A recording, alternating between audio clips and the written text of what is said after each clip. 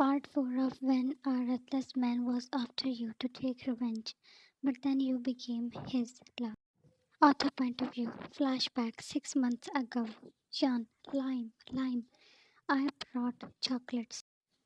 You were waiting that he would run out of a corner, but got no response. Jan, lime. Holding gift hampers, you walked more, and the view froze you. Dehong's parents and his sister Stacy were tied on chairs. Jan, uncle, auntie, things fell from your hands as you ran towards them. Their mouths were wrapped.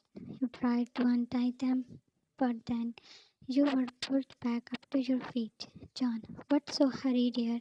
You were shocked. John, that? He made you sit down and then let go you. Kevin, they obediently signed all the papers, but if we leave them, then they can create problems. So we have to finish them, right? You looked up at them with terrifying gaze. Jan, how can you? They are your friends.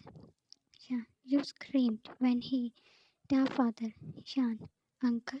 John did not let you go to him. The mother and Stacy were crying. Jan, don't. You got their property. Please let them go. Now was the mother's turn. In a moment, they had taken two. You fell in his feet when he pointed it at Stacy. John, please don't, please. John, stand up. You obeyed. Your heart shattered when you saw your mother standing there, silent and expressionless. John, you care for her? You nodded aggressively. He raised the jawline with the barrel. Kevin, then you can bring her brother here, right? Stacy gagged, begging you to not agree for this. John, if you don't kill them, John, I will not. I promise. Patted your face, John. But if you fail to bring him here in 15 minutes, then, John, I will bring him. I will. You ran from there. Your mother. At least leave Stacy. She is just. John smirked and again loaded it. John, we should not leave any proof. He raised it while laughing and did not stop. Dehong was standing in his mansion with a flower and a small box in which a ring was shining. Dehong, I love you. Will you marry me? He practiced that for hundreds of times. Dehong, no, this sounds too fast. I really like you. Will you be my girlfriend? Sha, this is better. He looked at the ring. Dehong, she might feel pressurized. Only flower will be enough. He stuffed the box in his pocket. Yan, Dehong. He turned around as usual and instantly hit the flower too. The girl he was going to propose was you, but lost confidence when he saw you. Dehong. Oh, Yan. You hurriedly moved to him. Yan, please come with me. He noticed your disheveled hairs and white face. Dehong, what happened? Dehong, what happened? Yan, don't ask anything. Just come with me, please. Flower fell from his hand. Yan, I had already called them. Dehong, why? Your phone buzzed with John's call. You picked it. Yan, hello, I am coming. John, you called them, right? Your pale face turned more white. Dehong was confused. Jan, no. John, now it's Lime's turn. Jan, no, not Lime. You turned on your feet and left. Dehong, Jan, he tried to reach you out, but you never picked his calls. After a few hours, he was told that in a car accident. Panting heavily, you ran inside the house, and the lounge was screaming. Jan, Stacy. Her eyes were pierced in yours that were going to haunt you forever. Jan, Kevin, so bad, says. Officer just called us that you had told him the whole story. You grabbed him by his collar. Jan, how can you be so heartless? He roughly clawed his hand around Kevin. You never obey. That is why you suffer. He pushed you away. In a few minutes, they washed the lounge. Lime, Nuna, life rushed through your froze veins. You had only him, as after that day, you lost Tehong too. Flashback ends. Tehong came back to his mansion after a few hours.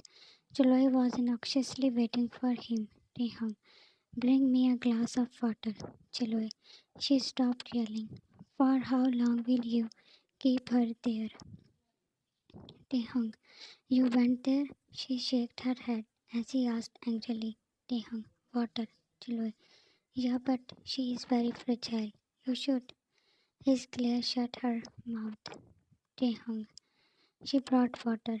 You forgot the time when you saw my family, their cold bodies? Chloe, I remember. Maybe she is innocent. Tehong, she knew. She knew everything.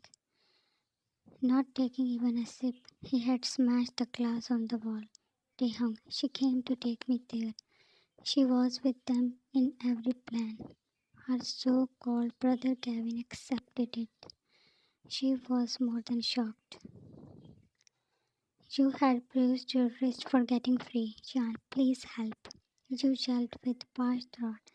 That was now hurting, and again got no response.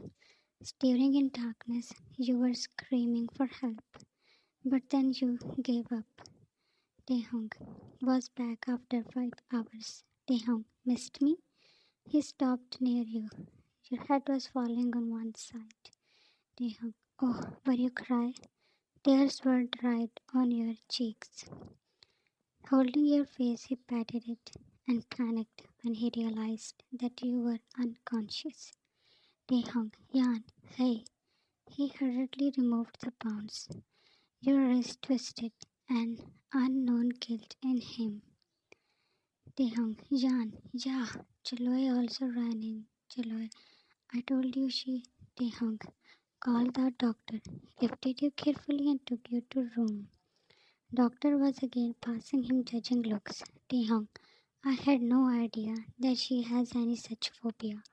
Doctor, don't leave her alone. She might get some attacks. He nodded.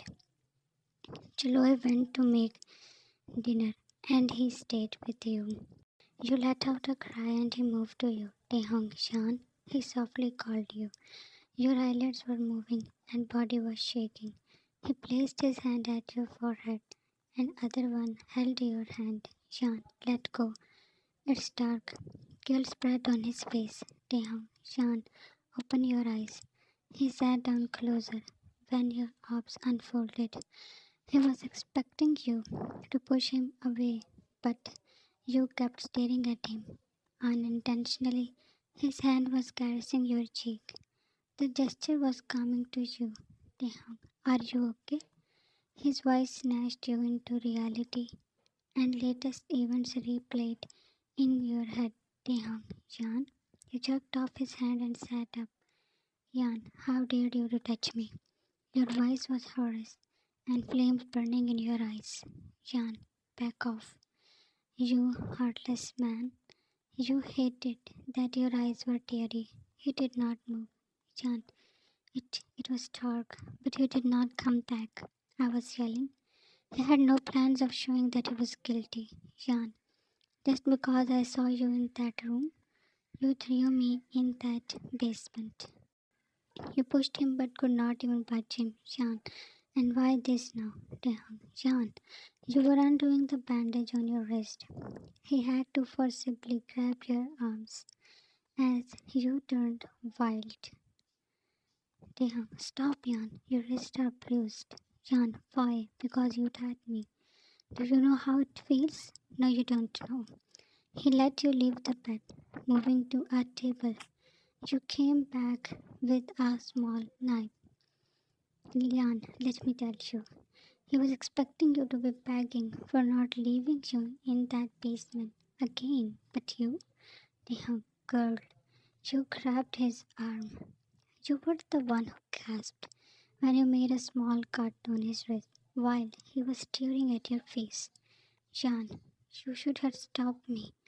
Knife fell from your head. Now he saw fear coming back in your eyes. What he, Ayan, I did not mean it. I thought you will stop. What he concluded was that you were daring to do anything, but scared of punishment, and he can guess why. The marks on them. Yeah, take, Tehong, it's okay. He stood and left. You were shocked that he did not hurt you back. In next few days you did not see him in the mansion. You were only missing Lime and were worried about your studies. Otherwise the life was same. At least now no one beats you on little things. Chaloy, Miss Yan, this envelope is for you. Yan, for me. While munching on your breakfast you opened it and there were a few pictures. Yan, Kevin, you felt like throwing up when you saw Kevin's pictures, in which he was injured, and maybe to be continued. Can things be better between Yan and Taehong? Will he ever believe her that she is innocent? What about the moment when he was about to propose you? Thanks for watching this and love you all.